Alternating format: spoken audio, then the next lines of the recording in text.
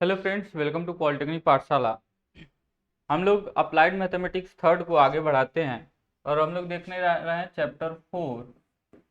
देखिए, बीटीयूपी के सिलेबस में जब आप जाके देखेंगे तो वहाँ पे लिखा होगा फंक्शन ऑफ टू वेरिएबल्स। वहाँ पे क्या लिखा होगा? फंक्शन ऑफ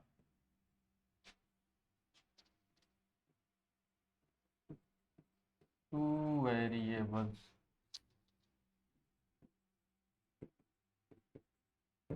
ठीक है, and identification of surfaces in space. ठीक है, तो ये लिखा होगा। लेकिन आपके किताबों में क्या लिखा है? आपके किताबों में लिखा है फंक्शन ऑफ टू और थ्री वेरिएबल और थ्री वेरिएबल्स। ठीक है, and identification of surfaces. Actually में आपकी किताबों में जो लिखा है, ठीक है, जो टू वेरिएबल करके लिखा है, अभी आपको बताते हैं कैसे। कि जो two variable function of two variable लिखा है वो एक्चुअली में फंक्शन ऑफ वन वेरिएबल है। और जो लिखा है फंक्शन ऑफ थ्री वेरिएबल्स, आपकी किताबों में डिप्लोमा में दो किताबें देखें उसमें लिखा हुआ है। तो वहां पे जो लिखा हुआ फंक्शन ऑफ जो थ्री वेरिएबल लिखा है एक्चुअली में वो फंक्शन ऑफ टू वेरिएबल्स है। क्या है? फंक्शन ऑफ टू वेरिएबल्स है, यानी दो वेरिएबल्स का फलन है, यहाँ पे एक वेरिएबल का फलन है, ये सब चीजें। तो मेनली देखिए, दो ही वेरिएबल का फलन हमको पढ़ना है। बहुत यही कॉम्प्लिकेटेड हो जाता है। दो वेरिएबल का फलन जो होता है, देखिए दो वेरिएबल का फलन का मतलब हम कह रहे हैं जैसे z is a function of x comma Y, जहाँ पे x और y क्या है? यहाँ पे इंडिपेंडेंट वेरिएबल्स हैं, स्वतंत्र चर राशियां हैं। और z क्या है? डिपेंड करता है x और y पर। तो जब आप इक्वेशन आप लिखने जाएंगे तो कुछ ऐसा इक्वेशन मिलेगा जो x y z तीन वेरिएबल्स में रहेगा। लेकिन उन तीन वेरिएबल्स में एक डिपेंडेंट है, दो इंडिपेंडेंट है। दो इंडिपेंडेंट का मतलब दो स्वतंत्र है, एक तो परतंत्र है। ठीक है, तो बोलेंगे कि z जो है फंक्शन है एक्स वाई का, नो कि वो फंक्शन ऑफ थ्री वेरिएबल्स है। ठीक है, ऐसा आपकी किताबों में लिखा हुआ है। ठीक है, फंक्शन ऑफ थ्री वेरिएबल, जैसे एक्स वाई जेड में एक इक्वेशन लिख दिया तो उसका मतलब फंक्शन ऑफ थ्री वेरिएबल्स नहीं हुआ। एक तो उसमें डिपेंडेंट होना ही पड़ेगा एक को। तो वो फंक्शन एक्चुअली में वो फंक्शन ऑफ थ्री वेरिएबल्स नहीं, फंक्शन ऑफ टू वेरिएबल्स है।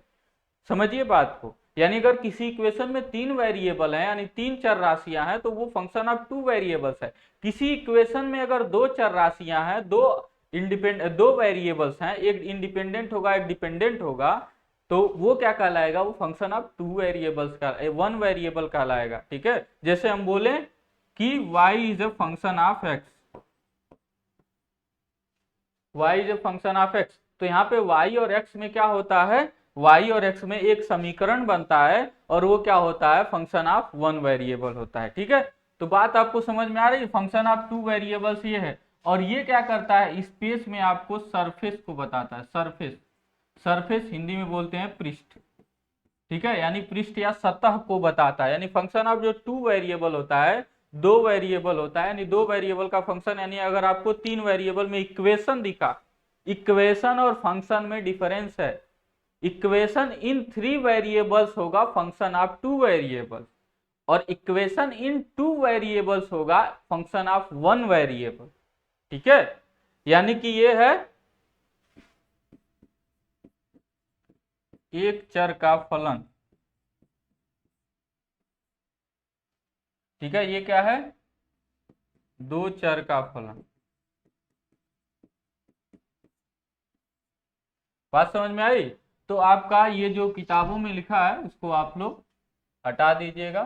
Function of two variables and हमको देखना है आइडेंटिफिकेशन ऑफ स्पेस से, identification of surfaces in space. तो चूंकि यहाँ पे तीन अक्ष, तीन, अगर आपको तीन चर राशियां आप प्रयोग कर रहे हैं तो आपको तीन अक्षों का प्रयोग करना पड़ेगा। इसलिए क्या बन जाता है? स्पेस बन जाता है। ठीक है, अंतरिक्ष बन जाता है। ठीक है, एक समतल न रह के पूरा स्पेस बन जाता है। उसके बाद कह रहे हैं आइडेंटिफिकेशन ऑफ सरफेसेज। जैसा कि हमने बताया कि दो वेरिएबल में ठीक है, दो फंक्शन ऑफ टू वेरिएबल्स जो होगा, अर्थात तीन चर राशियों में जो समीकरण होगा वो किसी सरफेस, किसी सतह को निरूपित करता है। किसको निरूपित करता है? सतह को। जैसे मान लीजिए तीन आपने राशियों में, तीन चर राशियों एक्स वाई जेड में आपने एक समीकरण रखा, लिखा, तो आपको क्या करना होगा, उस समीकरण को संतुष्ट करने वाले तीन तीन जो भी कॉम्बिनेशन बन रहा है सभी possible values X Y Z के लीजिए, ठीक है ना। तो जैसे आपको मिलेगा ना, एक मिलेगा मान लीजिए 0,0,0, ठीक है, हो सकता है सेटिस्फाई करे, ठीक है, हो सकता है नो संतुष्ट करे, चीजें हैं। मतलब ऐसे ही तीन तीन नंबर का आप कॉम्बिनेशन लेंगे और वो तीन नंबर आप क्या कर सकते हैं, वो एक तीन नंबर आप क्या कर सकते हैं एक्स वाई जेड में, मतलब ऐसे देखिएगा ध्यान से, इसको हम x मान लेते हैं, इसको y, इसको z, तो एक्स वाई जेड में कोई एक पॉइंट से डिनोट किया जाएगा। जैसे 0,0,0 किस पॉइंट से, इस पॉइंट से डिनोट किया जाएगा। इस तरह से जितने भी पॉइंट्स होंगे और जो तीन वेरिएबल वाला समीकरण होगा, समीकरण की बात कर रहे हैं, इक्वेशन, उसको जो संतुष्ट करेंगे, सेटिस्फाई करेंगे, उन सभी पॉइंट्स का जब आप कलेक्शन लेंगे, आप देखेंगे जब मिलाएंगे उन सभी को, तो आपको क्या मिलेगा, एक सरफेस यानी एक सतह मिलेगा, ठीक है। जबकि ये फंक्शन ऑफ टू वेरिएबल्स में आपका क्या होता था, आप पहले पढ़ चुके हैं, तो इसमें क्या मिलता है, एक कर्व मिलता है। जैसे सबसे सिंपल वाला है y = mx + c, ये क्या है, एक रेखा है, रेखा का समीकरण, ठीक है ना, जो कि क्या कर रहा है, c अंतःखंड काट रहा है, इसका स्लोप क्या है, थीटा अगर है तो m बराबर क्या होता है, tan थीटा, ठीक है। तो ये क्या हो गया, ऐसा जो है आपका क्या बन रहा है, एक कर्व बन रहा है, चाहे स्ट्रेट कर्व हो, चाहे कर्वी कर्व हो, मतलब मुड़ा हुआ कर्व हो, बेंडेड कर्व हो, जिगजैग हो, कैसा भी हो, लेकिन एक कर्व मिलता है। जब आप दो वेरिएबल में इक्वेशन को लिखते हैं, यानी समीकरण लिखते हैं, तो वहां पे आपको क्या मिलता है, एक कर्व मिलता है, ठीक है, एक लाइन कर्व मिलता है, आप कह लीजिए एक लाइन कर्व मिलता है। जबकि जब आप दो वेरिएबल में लिखते हैं, ठीक है, तीन वेरिएबल में लिखते हैं, जैसे हम लिखें कोई ऐसा समीकरण x² / a² + y² / b² + z² / c² = 1, तो यहाँ पे क्या मिलेगा, इन तीनों इस समीकरण को संतुष्ट करने वाला एक पूरा सरफेस ही मिलेगा, एक सतह ही मिलेगा, एक पूरा सतह होगा, ठीक है। तो यहाँ पे क्या होगा, ये सतह अभी आगे बताएंगे, इस सतह का क्या मतलब है, इस सतह को हम क्या कहते हैं। तो इन्हीं सतहों को आइडेंटिफाई करना है हमको एक्चुअली में, ये काम तो आप पहले ही कर चुके हैं, लेकिन चूंकि आपके किताबों में दिया हुआ है और कभी कभी इन पर सवाल भी पूछ लिया जाता है, तो हम अभी फंक्शन ऑफ वन वेरिएबल भी बताएंगे, पहले फंक्शन ऑफ वन वेरिएबल आपको बताएंगे, यानी कि उन सभी समीकरणों को बताएंगे, ठीक है, जो कि दो वेरिएबल में होंगे और वो किसी कर्व को निरूपित करते हैं। यानी हम क्या बताएंगे, डिफरेंट डिफरेंट कर्व के इक्वेशन बताएंगे और बताएंगे वो कर्व एक्चुअली में कैसे होते हैं, ठीक है। हम जल्दी जल्दी में करेंगे, अगर आपको ज्यादा जानना होगा तो आप जो है अपना पुराना किताब देख सकते हैं, ठीक है, शायद आपको फर्स्ट या सेकंड में पढ़ाया भी गया होगा, ठीक है। तो हम लोग जल्दी जल्दी शुरू करते हैं। तो सबसे पहले एक जनरल इक्वेशन होता है,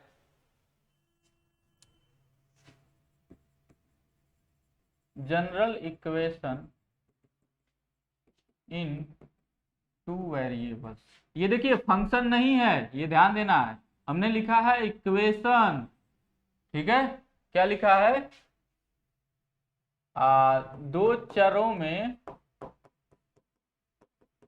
व्यापक समीकरण। हमने क्या लिखा है, दो चर राशियों का व्यापक समीकरण लिखा है, न कि फलन लिखा है, यानी इसका मतलब है फंक्शन ऑफ वन वेरिएबल होगा, ठीक है।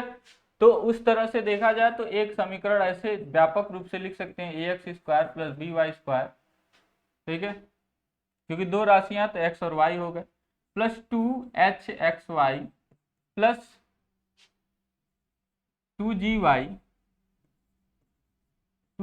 सॉरी x के साथ जी लेते हैं नॉर्मली, ठीक है, और 2f, ठीक है, y और प्लस c = 0।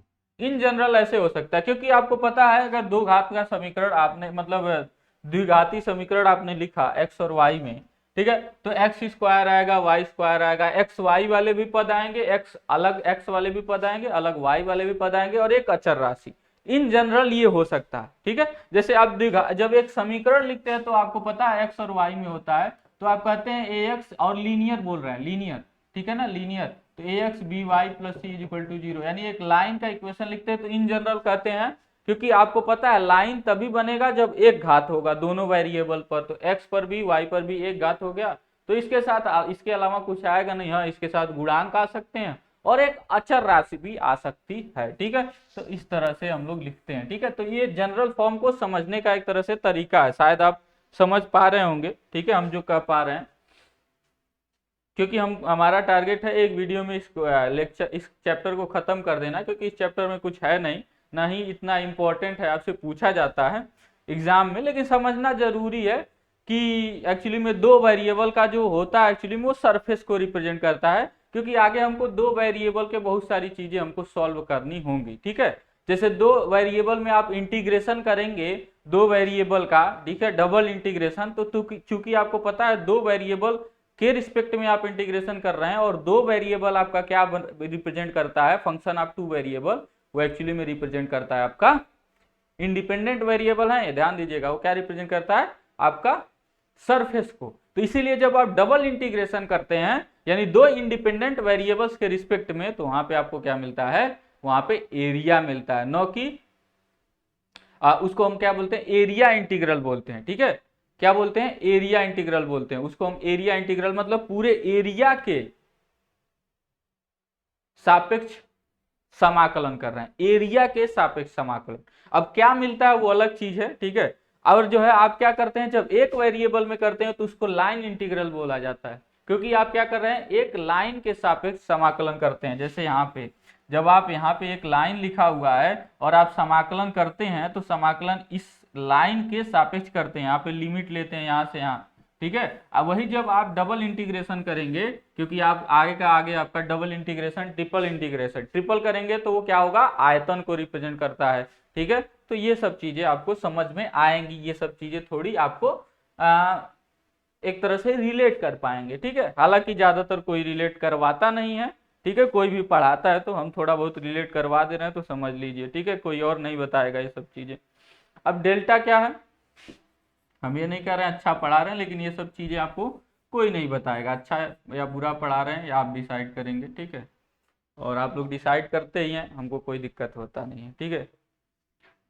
एबीसी डेल्टा एक चीज, अब इसमें जो है इसको आइडेंटिफाई करने के लिए एक चीज मानते हैं, delta ABC, ABC plus ABC, delta एक देखिएगा एक क्वांटिटी हम मान रहे हैं, डेल्टा एक क्वांटिटी है, ठीक है। जो एबीसी है 2FGH है माइनस AF स्क्वायर है माइनस BG स्क्वायर है माइनस CH स्क्वायर, ठीक है। एक क्वांटिटी हमने ऐसे डेल्टा ले लिया, ठीक है। तो ऐसे हमने एक क्वांटिटी ले लिया। अब ये क्वांटिटी डिसाइड करता है, मतलब आप यहाँ से तुलना करके कोई भी समीकरण दिया होगा तो ABHGFC सबके मान तो आप निकाल पाएंगे, उसके बाद इसको आप निकालिए डेल्टा को। अब जब आप डेल्टा निकालते हैं और अगर ये डेल्टा 0 आ जाता है, इफ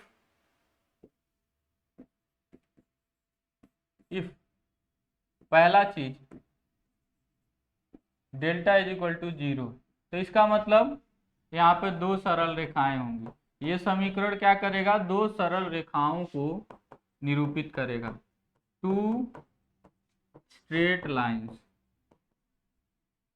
टू स्ट्रेट लाइंस, यानी दो सरल रेखाओं के युग्मों को निरूपित करेगा। यानी आप एक सरल रेखा और इंटू दूसरा सरल रेखा, ऐसे जो है ब्रैकेट में करके आप लिख सकते हैं, ऐसे आप कॉमन कर पाएंगे और सरल रेखा का फॉर्म होगा, ठीक है।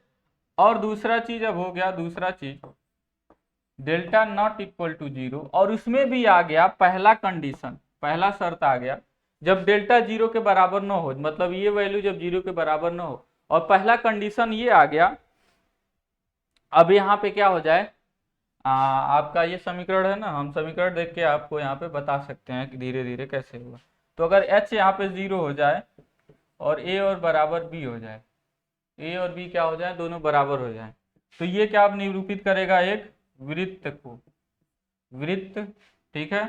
जो समीकरण होगा ये यही, जिसमें अगर h 0 हो जाए यानी ये गायब हो जाए, ठीक है, और a और b बराबर हो जाए यानी यहाँ पर दोनों बराबर हो जाए या एक हो जाए, समझ लीजिए एक्स स्क्वायर वाई स्क्वायर बस हो, ठीक है, X square plus Y square के रूप में अगर आप लिख पाए तो वृत्त यानी सर्कल को निरूपित करेगा,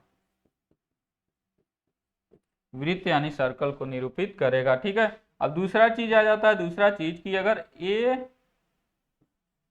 h minus B square, I hope ये होना चाहिए, sorry A B minus H square, अगर बात करते हैं अगर A B minus H square is equal to 0 हो जाए तो क्या होगा, परवलय,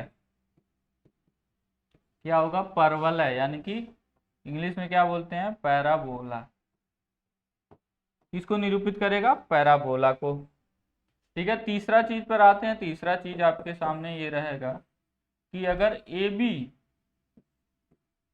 B minus H square greater than 0 हो, ठीक है, अगर आप निकालते हैं A B minus H square greater than 0 हो गया तो ये मिलेगा आपको दीर्घवृत्त, क्या मिलेगा आपको, दीर्घवृत्त, ठीक है, जिसको इंग्लिश में क्या बोलते हैं, इलिप्स बोलते हैं, क्या बोलते हैं, इलिप्स बोलते हैं।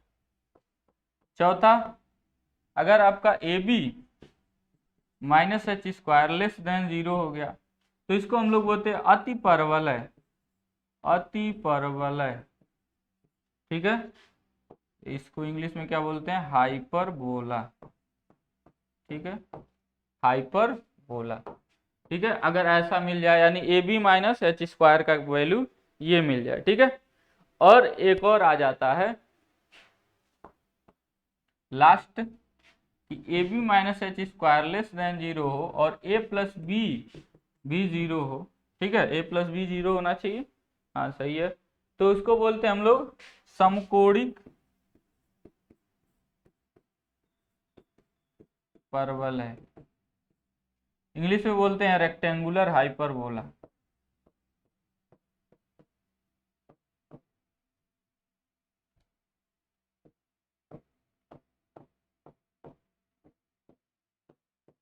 ठीक है।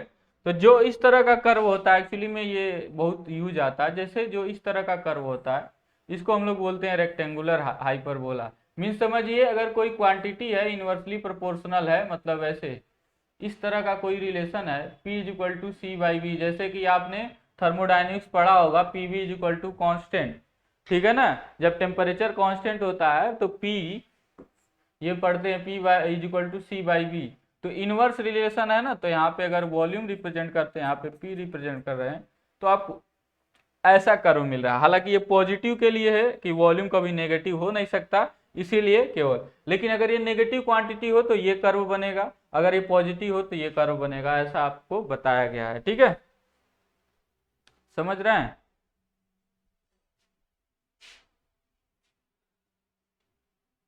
तो कुछ ये रेक्टेंगुलर हाइपरबोला होता है, इसी को रेक्टेंगुलर हाइपरबोला बोलते हैं। ये एक पार्ट है, दूसरा पार्ट इधर रहेगा, ठीक है, क्योंकि अति परवलय में आप जानते हैं 2 कर्व होता है, आप लोग ये सब चीजें पढ़े होंगे, ठीक है, इस उद्देश्य से हम आगे बढ़ रहे हैं, ठीक है, कि आप लोग ये सब चीजें पढ़े होंगे, ठीक है।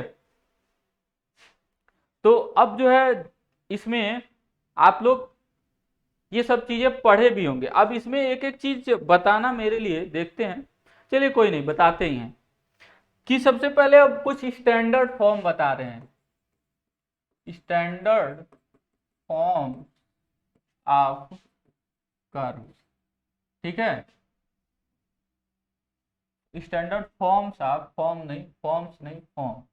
फॉर्म ऑफ कर्व, यानी कि वक्रों के स्टैंडर्ड को क्या बोलते हैं, सामान्य रूप,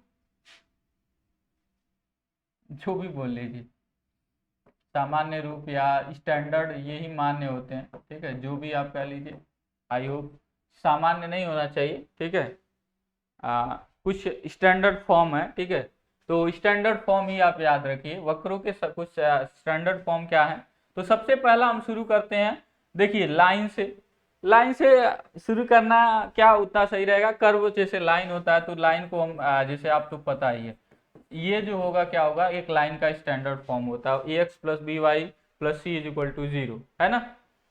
और चाहे तो इसके बहुत सारे रूप हैं, लाइन आप पढ़े होंगे। एक इसी को आप y is equal to M X plus C form में बदल सकते हैं, ठीक है। तो आई होप ये करने में कोई दिक्कत नहीं, और इसी को आप ऐसे बदल सकते हैं x by A plus Y by B is equal to 1, जहाँ पे आपको पता है कि ये जो है इस तरह से लिखा जाएगा, इस तरह से समीकरण बनेगा, ठीक है। इसका वाला जो है ये रूप बनेगा, ये वाला समीकरण कि a अंतःखंड काटता है और y पर b अंतःखंड काटता है। तो ऐसे मतलब आप लाइन खींचने में तो कोई दिक्कत नहीं, आपको इसको समझने में कोई दिक्कत नहीं होना चाहिए। तो लाइन से छोड़ के सीधे से हम क्या आते हैं, सर्कल, सीधे सीधे सर्कल पर। लाइन के बाद आप क्या पढ़ते हैं, सर्कल पढ़ते हैं ना, तो सर्कल पर आते हैं।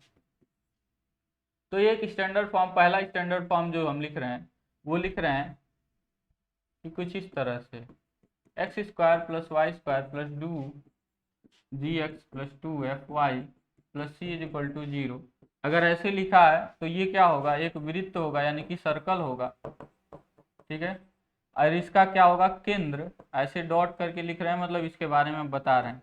केंद्र अर्थात सेंटर जो होगा, इस सर्कल का सेंटर क्या होता है आप बता सकते हैं। जो सेंटर होगा, CNTRE लिखिए या CNTER लिखिए, दोनों मीनिंग एक ही बताते हैं, ठीक है। जो सेंटर होगा इसका वो क्या होगा, -g, -f होता है, ठीक है। और इसका जो रेडियस यानी त्रिज्या जो होता है, त्रिज्या अर्थात जो रेडियस होता है, इस समीकरण के हिसाब से बोल रहे हैं, ठीक है, अंडर रूट में g square plus f square minus c होता है, ठीक है। तो ये होता है, अगर ऐसा समीकरण कोई आपको दिख रहा है दो वेरिएबल में x और y में और दो घात का, तो वो क्या दिखेगा, वो क्या रिप्रेजेंट करेगा, सर्कल को। और उस सर्कल का केंद्र जो है यहाँ पे होगा -g, -f पर होगा, और त्रिज्या यानी कि रेडियस जो होगा इतने के बराबर होगा, ठीक है। आप इसको जो है ऐसे क्यों लिख रहे हैं आपको हम बता सकते हैं, ठीक है। सिंपल सी बात है, आपको पता होगा कि x माइनस एच अगर लिखा जा रहा है, आपको पता होगा x माइनस एच का स्क्वायर प्लस वाई माइनस के का स्क्वायर अगर लिख पा रहे हैं आप, ठीक है, is equal to A square. तो आपको पता है कि ये क्या होगा, यहाँ पे जो है इसका उल्टा साइन मतलब यहाँ माइनस है तो इसका क्या हो जाएगा प्लस, और इसका उल्टा साइन अगर माइनस है तो प्लस। ये क्या होता है, केंद्र होता है, ये सेंटर होता है, ठीक है, ये सेंटर होता है। और त्रिज्या जो है आपका रेडियस क्या होता है, ये ए होता है। तो आप चाहें तो इसको क्या कर सकते हैं, ऐसे द्विघात इसके होल स्क्वायर में बदल के आप निकाल सकते हैं। देखिए बहुत सिंपल है, हम करके दिखा दे रहे हैं आपको। ए स्क्वायर है प्लस क्या है 2gx।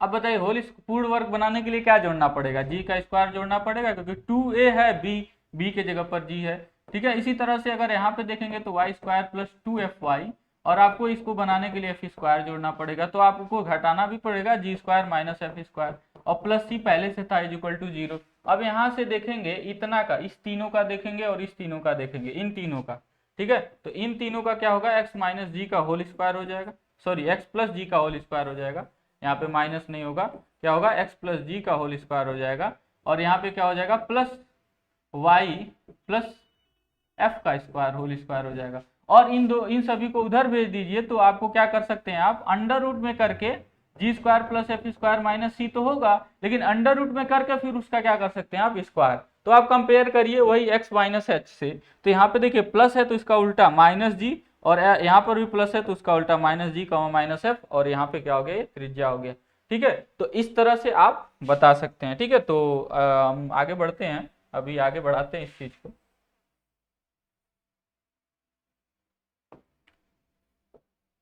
तो ये हो गया आपका पहला इक्वेशन हो गया। दूसरा इसकी बात करते हैं, दूसरे वाले की। तो दूसरा वाला जो रहेगा हमारा वो ये रहेगा, नीचे लिखते हैं दूसरा वाला इक्वेशन, यही वृत्त का ही आपको एक बता ही दिए, ठीक है, कितना बताएं, ठीक है। लेकिन एक स्टैंडर्ड फॉर्म ले लीजिए, X square plus Y square is equal to A square, ठीक है, जिसका केंद्र क्या होगा यहाँ पे, ये भी वृत्त ही होगा, ठीक है, वृत्त यानी कि सर्कल ही होगा, ठीक है। तो सर्कल लिखे तो मुझे नहीं लगता कोई आपको प्रॉब्लम होगा, सर्कल होगा। और उसका सेंटर क्या होगा, सेंटर यानी कि केंद्र क्या होगा, केंद्र क्या होगा, वो होगा आपका 0,0 होता है।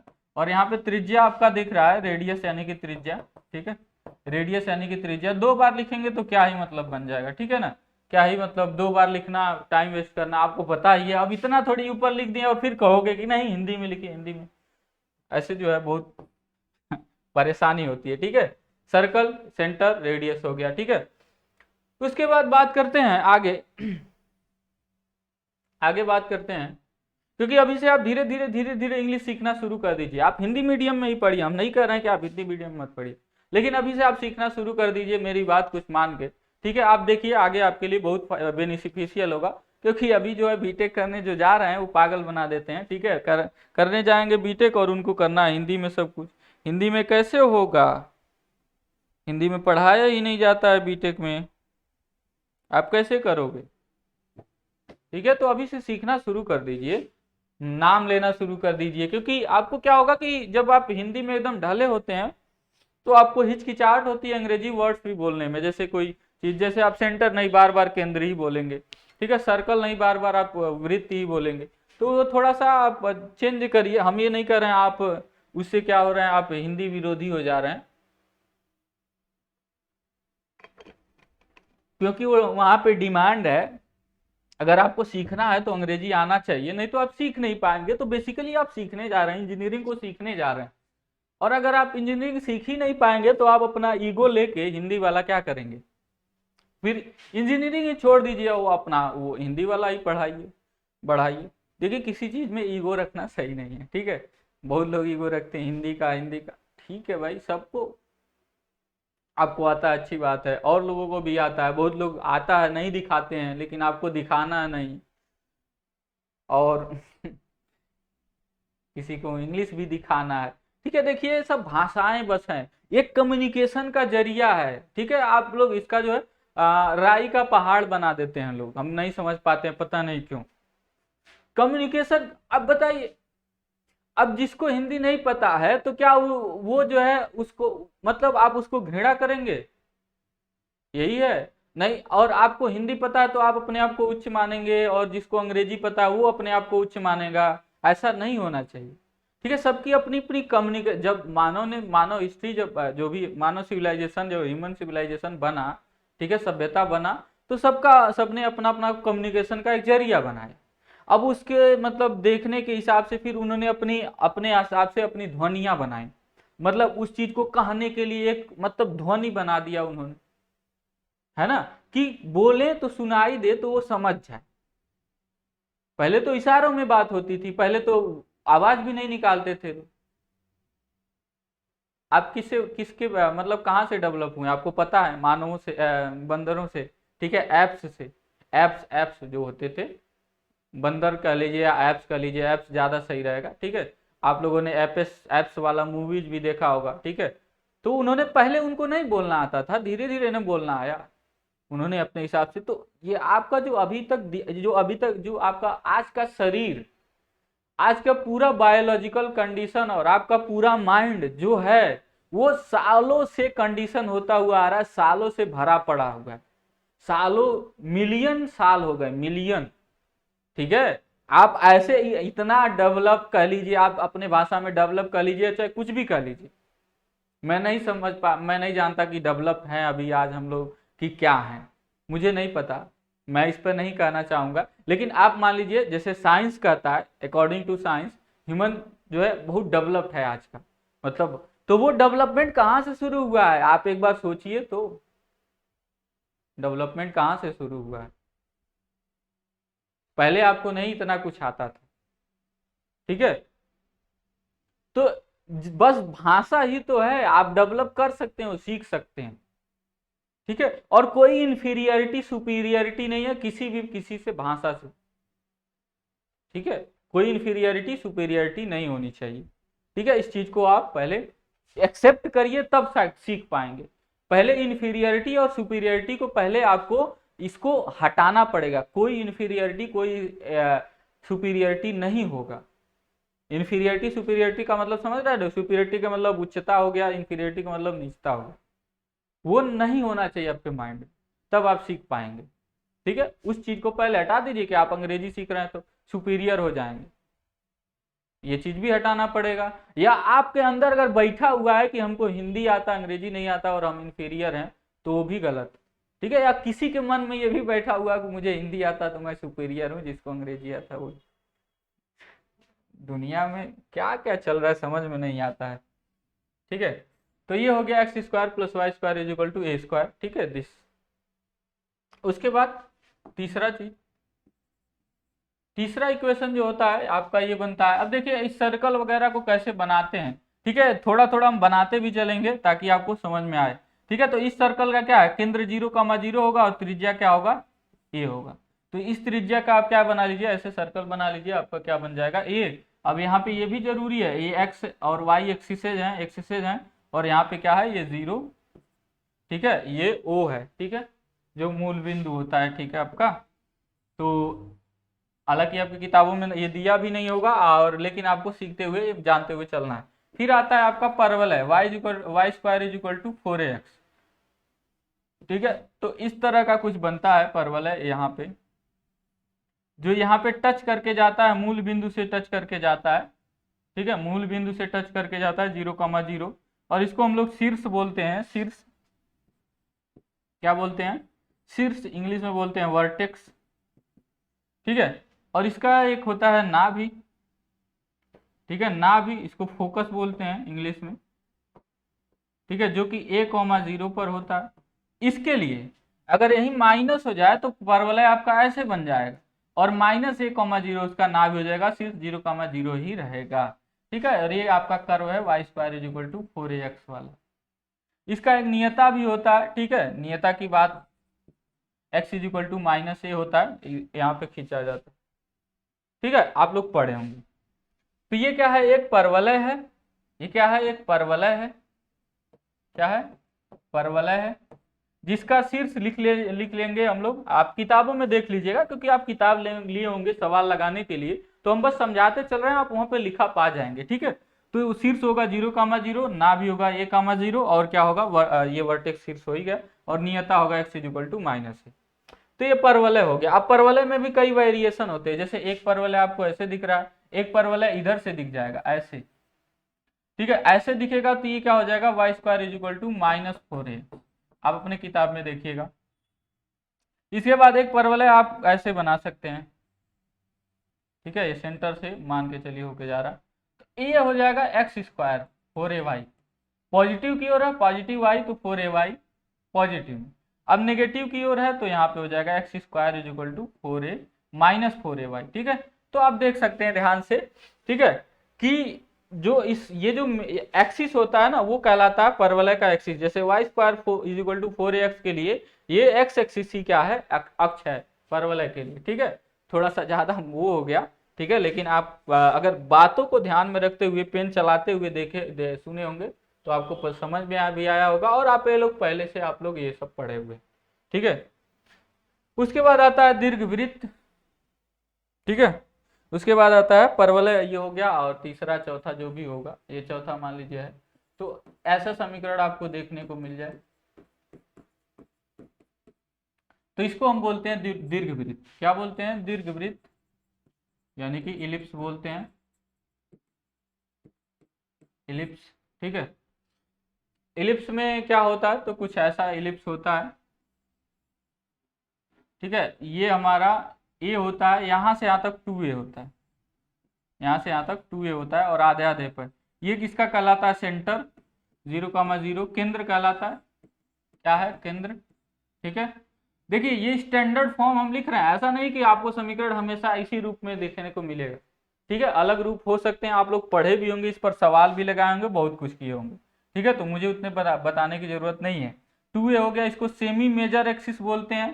ठीक है, सॉरी, ए को सेमी मेजर एक्सिस बोलते हैं। ठीक है, ए को क्या बोलते हैं, सेमी मेजर एक्सिस, यानी अर्ध दीर्घ अक्ष। और ये है 2b, ये लंबाई होता है, और आधा b होता है, इसको बोलते हैं सेमी माइनर एक्सिस, यानी अर्ध लघु अक्ष। ठीक है, उसके बाद यहाँ पे दो इसकी नाभियां होती हैं, यानी दो फोकस होते हैं। फोकस को अगर दो फोकस बोले तो फोकाई बोलते हैं। ठीक है, या फोकी बोल सकते हैं आप, प्लूरल ये होता है। और यहाँ पे क्या होता है, ए ई कॉमा 0 होता है इसका, और इसका निर्देशांक -a,0 होता है। ठीक है, और ये आपके हैं, आपका ये है ही 0,a,0 है, और ये क्या है -a,0 है। ये शीर्ष है जहाँ पे अक्षों को काटते हैं, ये भी एक शीर्ष है। ठीक है, जो भी कर्व जहां जहां पे अक्षों को काटता है उनको शीर्ष बोला जाता है। ठीक है, तो ये है आपका b, 0,b, और यहाँ पे 0, ये वाला जो पॉइंट होगा वो 0,-b। ठीक है, और e का मान जो होता है वो होता है √ में 1 - b² / a²। ठीक है, ये होता है। जहाँ पे a देख ही रहे हैं, a जो है यहाँ पे एक चीज ध्यान देंगे कि a जो है यहाँ पे बड़ा है b से, इस चीज को आप ध्यान रखेंगे। ठीक है, उस हिसाब से बनाया गया है, यानी सेमी मेजर वाला ही आपका, सेमी मेजर पर ही आपका फोकस होता है। समझ रहे हैं ना, मेजर एक्सिस पर है कह लीजिए आपका फोकस होता है, यानी जिसकी लंबाई ज्यादा होगी। हो सकता है कोई यहाँ पे बी लिख दे, हाँ, हो सकता है ये वाला बड़ा हो जाए तो इस पर आप फोकस लेंगे, बी पर हो जाए, जो भी बड़ा हो। ठीक है, फोकस उसी पे लेंगे, ये हमारा कहने का मतलब था। ठीक है, इसके बाद आता है आपका अतिपरवलय। इसके बाद क्या आता है आपका अतिपरवलय, यानी कि हाइपरबोला। तो हाइपरबोला की जब बात करेंगे, ठीक है, देखिए ये इतना इंपॉर्टेंट नहीं है, आगे अभी आने वाले जो पृष्ठ हैं, पृष्ठों को हमको, यानी सरफेसेस को हमको आइडेंटिफाई करना है, यानी वेरिएबल फंक्शन इन 2 वेरिएबल। ये तो अभी आपको बेसिक हम बता रहे हैं, ठीक है, और बताना पड़ रहा है, देख रहे हैं ये भी लंबा चला जाएगा, 2 लेक्चर करना पड़ेगा क्या। चलिए कोई नहीं, कर लिया जाएगा, क्योंकि क्वेश्चन भी तो करना है। ठीक है, कर लिया जाएगा, कोई बात नहीं। तो हाइपरबोला की बात करते हैं, जब हाइपरबोला, ठीक है, जिसको हम बोलते हैं अतिपरवलय। तो अतिपरवलय के केस में क्या होता है, समीकरण यही होता है x², यहां पे आ जाता है माइनस, सब कुछ दिखने में सेम है, बस वहां पे प्लस था, यहाँ पे क्या आ गया, माइनस आ गया, तो इसको बोलते हैं हम लोग हाइपरबोला। अब ये होता क्या, कुछ ऐसा होता है, यानी 2 शीट होते हैं, यहाँ पे 2 कर्व होते हैं, अलग अलग अलग अलग 2 कर्व मिलके बनाते हैं हाइपरबोला। ठीक है, अब यहाँ पे फिर से वही चीज है, इसके जो सेंटर्स जो होते हैं, नाभियां जो होती हैं, सॉरी, -a,0। ठीक है, और यहां से आप देख सकते हैं, यहाँ पे जो e का मान है, ठीक है, वो 1 - समथिंग, ये कुछ घटा ही रहे हैं, तो इसका मतलब e 1 से छोटा ही होता है। यहाँ पे इसको एक्सेंट्रिसिटी, उत्केंद्रता बोलते हैं, उत्केंद्रता बोलते हैं, क्या बोलते हैं, एक्सेंट्रिसिटी, उत्केंद्रता। ठीक है, तो ये हो गया -a,0, और इसका वाला क्या हो जाएगा, a,0, और बिल्कुल इसको हम बोलते हैं आपका सेंटर 0,0। इसके एसिम्टोट्स होते हैं जो सेंटर से होके जाएंगे।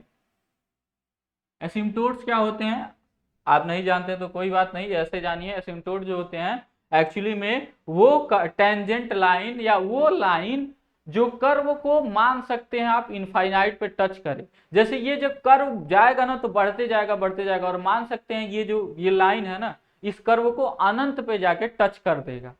तो अनंत पे जाके जो टच करने वाला, यानी समझ लीजिए टेंजेंट लाइन है। ठीक है, ये आपका एसिम्टोट कहलाता है। ठीक है, इसके अलावा नियता भी होते हैं, लेकिन नियता रखने का यहाँ पे कोई मीनिंग नहीं है, हालांकि आप रख सकते हैं। ठीक है, यही होता है यहाँ पे x = a/e जो होता है आपका, क्या होता है, नियता होता है। ठीक है, +- a/e, यानी कि कहने का मतलब एक a/e प्लस में और एक क्या होगा, माइनस में। ठीक है, तो माइनस वाला इसके लिए होगा, प्लस वाला इसके लिए होगा। ठीक है, a/e नियता क्या होता है, a/e। ठीक है, बाकी कोई चीज दिक्कत है नहीं। और ये आप तो आपके शीर्ष होंगे, शीर्ष जो है यहाँ पे a,0 होगा, यहाँ पे -a,0 होगा, और a, और यहाँ पे a कहाँ से आ रहा है, यहाँ से, और b जो है आपका क्या है, e पर डिपेंड है पूरी तरह से। आप देखिए ध्यान से, b क्या है, e पर डिपेंड है, क्योंकि यहाँ पर भी e का मान होता है √1 + b² / a²। तो यहाँ से आप कह सकते हैं e² = a² + b² अपॉन में क्या हो गया, a²। इसका मतलब है कि b² जो होगा एक्चुअली में वो होगा a² कॉमा करके e² - 1। तो यानी b जो है आपका डिपेंड है e पर और a पर, इसीलिए b कहीं यहाँ पे आ नहीं रहा। आपको दिख रहा है कहीं b दिखा रहे हैं, नहीं दिखा रहे हैं ना, क्यों, क्योंकि डिपेंड है। ऊपर वाले में भी वही हाल है, हालांकि b वहां पे आप दिखा पाते हैं, ऐसे जो है यहाँ पर भी आप लिख सकते हैं b का जो होगा वो फार्मूला क्या बनेगा, यहाँ पे बनेगा b square is equal to a square 1 minus a square, ऐसा कुछ बनेगा। ठीक है,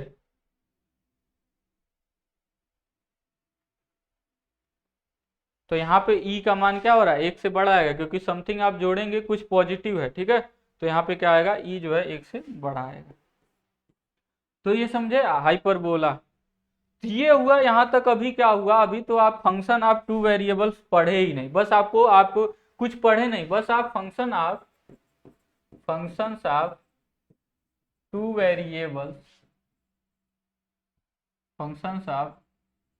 वेरिएबल्स और equations in three variables, same हुआ, इन थ्री वेरिएबल्स, दोनों का मीनिंग सेम है। उसमें आपने बस अभी समझा कि क्या होता है, अभी आपको समझाए हैं, इसको तो पढ़ाए ही नहीं। अभी आपने ऊपर क्या पढ़ा, ऊपर पढ़ा है इक्वेशंस को पढ़ा इन टू वेरिएबल्स, दो वेरिएबल्स में आपने इक्वेशंस को पढ़ा है, यानी कि दो चरों के समीकरण आप पढ़े हैं, और इनको क्या बोलते हैं, फंक्शन ऑफ वन वेरिएबल में भी। और यहाँ पे अभी क्या बोले हम आपको कि देखिए एक चीज यहाँ पे थोड़ा सा मिसिंग है, फंक्शन हम बोल दे रहे हैं, लेकिन देखिए हर एक समीकरण फंक्शन नहीं हो सकता। ठीक है, उसके भी कुछ क्राइटेरिया है। तो बहुत सारे आपने समीकरण जो ऊपर देखे वो सभी फंक्शन नहीं है, जैसे आपका इलिप्स फंक्शन नहीं है, आपका सर्कल फंक्शन नहीं है। ठीक है, सर्कल फंक्शन नहीं है। ठीक है, ये सब फंक्शन नहीं है। ठीक है, कुछ चीजें उसमें मिसिंग है। तो पैराबोला तो फंक्शन है, तो थोड़ा सा ये भी ध्यान देना है। ठीक है, इस चीज को भी ध्यान दीजिएगा। हालांकि कुछ बच्चे अगर अच्छे से पढ़े होंगे तो वो जरूर नोटिस किए होंगे, वो सवाल कर सकते हैं। ठीक है, हाँ, तो हर चीज फंक्शन नहीं होगा, तो हम कह सकते हैं यहाँ पे फंक्शन इन थ्री वेरिएबल्स, लेकिन कितना सत्यता है, ठीक है, वो डिपेंड करता है। बहुत सारी चीजें और भी हैं जो फंक्शन को डिफाइन करती हैं, जैसे आपका मैपिंग होना चाहिए। मैपिंग जो होना चाहिए, यानी मैपिंग आप पढ़े होंगे, यानी कि अच्छा प्रतिचित्रण जो होता है। ठीक है, प्रतिचित्रण क्या होना चाहिए, 1:1 होना चाहिए, या 1:1 होना चाहिए कम से कम, फंक्शन होने के लिए 1:1 होना चाहिए। सॉरी, मेनी वन भी हो सकता है। ठीक है, फंक्शन तो होता ही है 1:1 मेनी वन। ठीक है, रिलेशन कैसा होना चाहिए, ये चीज कि रिलेशन में हम जानते हैं कि कोई रिलेशन फंक्शन तभी होता है जब इसमें से केवल एक ही एरो निकले एक जगह से। अगर एक जगह से दो एरो निकल गया तो इसका मतलब ये रिलेशन तो है लेकिन फंक्शन नहीं है। ठीक है, तो ये सब चीजें आप लोग पढ़े होंगे, शायद नहीं पढ़े हैं तो पढ़ लीजिएगा, और नहीं पढ़ने का मन है तो भी मत पढ़िएगा, कोई बात नहीं है। ठीक है, क्योंकि आप लोग का मन ही कहाँ करता है। तो यहाँ पे वही इक्वेशन इन टू वेरिएबल हो गए हमारे। तो इक्वेशंस हमने देखे दो वेरिएबल में, और ये किसको, एक तरह से हमने देखा कि कर्व्स के बारे में, क्योंकि हमको बहुत सारे कर्व या फिर आगे हमको सरफेसेस समझने होंगे, आएगा हमारे सामने। जैसे कोई भी कर्व आ जाता है, जैसे आप आगे सवाल लगाएंगे कोई इंटीग्रेशन वाला, चाहे कहीं भी, तो एक कर्व आ जाएगा। आप कहीं भी इंजीनियरिंग पढ़ेंगे तो इंजीनियरिंग में कोई भी कर्व आ जाएगा। जैसे अभी मैंने आपको दिखाया कि जब आप थर्मल इंजीनियरिंग पढ़ते हैं तो थर्मल इंजीनियरिंग में जो पी वी का रिलेशन क्या होता है, रेक्टेंगुलर हाइपरबोला। अब इसके बारे में आप पता रहेगा तो आप समझ पाएंगे ना अच्छे से इस चीज को। ठीक है, तो ये सब कुछ चीजें हैं जो आपको आनी चाहिए। ठीक है, और फंक्शन इन टू वेरिएबल्स, या फिर कहने का मतलब हम तीन वेरिएबल में जो इक्वेशन है वो नेक्स्ट क्लास में देखेंगे। अभी इसको एंड करते हैं यहीं पे क्लास को, तो अभी एंड करते हैं, मिलते हैं आपसे नेक्स्ट क्लास में, तब तक दीजिए इजाजत, धन्यवाद।